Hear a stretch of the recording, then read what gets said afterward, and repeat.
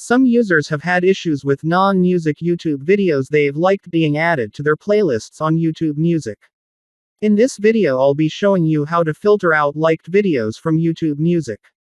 Now let's get started. To begin, open the YouTube Music app. Tap your profile icon in the top right corner. Then select Settings. Tap Playback and Restrictions.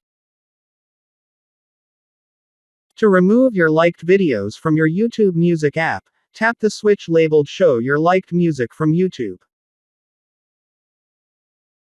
This will remove videos you've liked on YouTube from your YouTube Music app. Note that this doesn't go the other way around, so things that you like on the YouTube Music app will still be added to your YouTube video likes. That's all it takes to filter out liked videos from YouTube Music. Thanks for watching. If you found this video helpful, we'd love it if you'd hit the thumbs up button below and subscribe to our channel.